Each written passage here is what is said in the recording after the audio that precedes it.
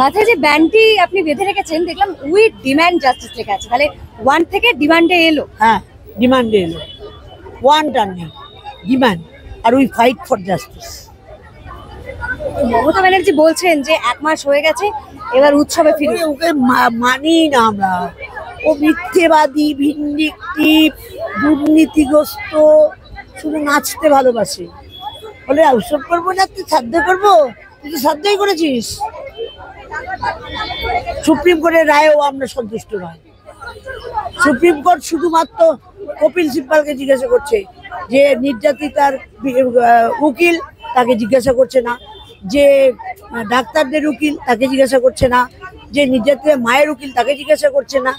আর ওরা যখন বলছে যে 34 জন মারা গেছে, 9 লক্ষ চলে গেছে, জিজ্ঞাসা করতে পারলো না আমাদের নামগুলো দেখান, এভিডেন্স কই, এভিডেন্স, যাতে এভিডেন্স ছাড়া কথা বলবে। 23 জন মারা গেছে বিনা চিকিৎসা। হ্যাঁ, একদম মিথ্যে কথা। সিনিয়র ডাক্তাররা প্রাণপণ, জুনিয়র ডাক্তাররা কি চিকিৎসা করে নাকি? সিনিয়র ডাক্তারদের সাহায্য করে। জুনিয়র ডাক্তার কি অপারেশন করে নাকি? সিনিয়র ডাক্তারদের সাহায্য করে।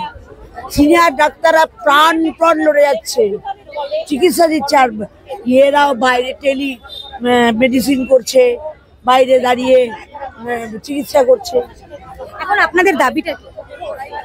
আমরা ওই শুধু ওই সঞ্জয় না, আরো অনেকে আছে, সমস্ত অপরাধীদের ধরতে হবে, মমতা ব্যানার্জিকেও ধরতে হবে। মমতা ব্যানার্জি হচ্ছে মাথা। মমতা ব্যানার্জি বলেছে যে সমস্ত প্রমাণ লোপাট করো, আর ওই 14 রাত্রে ঢুকেছে তৃণমূলের বাহিনী, পুলিশকে বলেছে ওদের গায়ে হাত দেবে না, সেই জন্য পুলিশ নার্সদের আশ্রয় গেছে। আর নার্সরা যখন বলছে আপনারা ওদের ধরুন, আমাদের কাছে অর্ডার নেই। বুঝতে পারেন ব্যাপারটা কি? বলছেন যে বাংলাদেশের থেকে দেখে আপনারা এগুলো করছেন, বা ভাববেন না বাংলাদেশের মতো এখানে হবে, এটা অন্য রাষ্ট্র, এটা ইন্ডিয়া। ও ভয় পেয়েছে, ভাবছে হাসিনার মতো না আমরা ওই দড়ি ধরে মারো টান, কালনাগিনী হবে, খান খান বলবো। দড়ি ধরে মারো টান, কালনাগিনী হবে, খান খান, এই কথাটা বোধহয় বলবো। সেই জন্য ভয় পাচ্ছে, ভয় পাচ্ছে মমতা, প্রচন্ড ভয় পাচ্ছে। এখন এই পরিস্থিতি দেখে কি বলবেন? কারণ একদিকে উৎসবে ফিরতে বলছে ডাক্তার, জুনিয়র ডাক্তাররা, তারাও আন্দোলনে অনড়। আপনারা কি আন্দোলনটা চালিয়ে যেতে চাইছেন? হ্যাঁ, পুরো প্যান্ডেলে দাঁড়িয়ে দাঁড়িয়ে স্লোগান, অর্থাৎ উৎসবও হবে কিন্তু উৎসবের প্রতিবাদ হবে। এখন যা দুর্গাপূজা করছে করবেই, কিন্তু ওই যে ওখানে দাঁড়িয়ে বেশি করে বলবো যে সিবিআই এর হাতে বিচার কেন?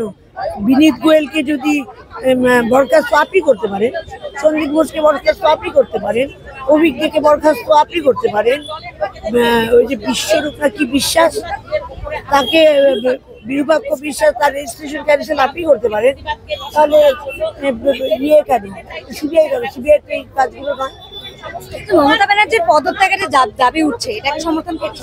অবশ্যই, ও যতদিন থাকবে দুর্নীতি, মিথ্যাচার, অসভ্যতা, মানুষের উপর অত্যাচার, আর কোনো ভোট হয় না। আর পশ্চিমবঙ্গে কোনোদিন ভোট হচ্ছে না, এটা মনে রাখবেন। মুখ্যমন্ত্রী বললেন উৎসবে ফিরতে, কিন্তু দেখছি আপনারা এখনো আন্দোলনে। পুজোর মণ্ডপেও আমরা আন্দোলনে থাকবো। যথেষ্ট পরিমাণ প্রতিবাদ কিভাবে করা যায় সে নিয়ে আমরা চিন্তা ভাবনা করছি। সাধারণভাবে পুজো মণ্ডপে মণ্ডপে স্লোগান উঠবে, সাধারণভাবে পুজো মণ্ডপে মণ্ডপে অবস্থান হবে। হয়তো হ্যাঁ, সারাদিন ধরে হবে না। আমরা পুজো একটা বড় উৎসব, বহু মানুষের রুজি রুটি জড়িয়ে রয়েছে।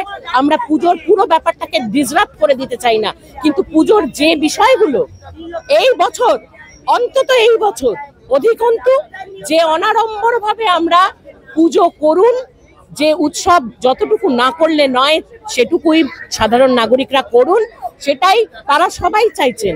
আসল কথা, সাধারণ মানুষের মনের মধ্যে উৎসবের আনন্দ আসছে না। এবছর পুজোর বাজার, আপনারা যদি বাজারে যান, গড়িয়াহাটের বাজারে যান, নিউ মার্কেটে যান, দোকানিরা আপনাদের বলে দেবে যে মানুষ উৎসবে ফেরার কোনো রকম মানসিকতায় নেই। কিন্তু এই যে পুজোর সময় অনেকেরই তো রুজি রোজগারের একটা ব্যাপার আছে পুজোকে কেন্দ্র করে, সেটা নিয়ে কি বলবেন? এটা নিয়ে তো একটা বিতর্ক হচ্ছে যে আপনার হয়তো অনেক মানুষেরই কিছু যায় আসে না পুজো পালন না করলে, কিন্তু এই মানুষগুলোর তো সারা বছরের একটা ইনকাম নির্ভর করে এই পুজোর সময়ের কেনাকাটা। সাধারণ মানুষের রুজি রুটির দায় কি সাধারণ মানুষ অন্যদেরটা একে অপরেরটা নেবে, না প্রশাসন নেবে?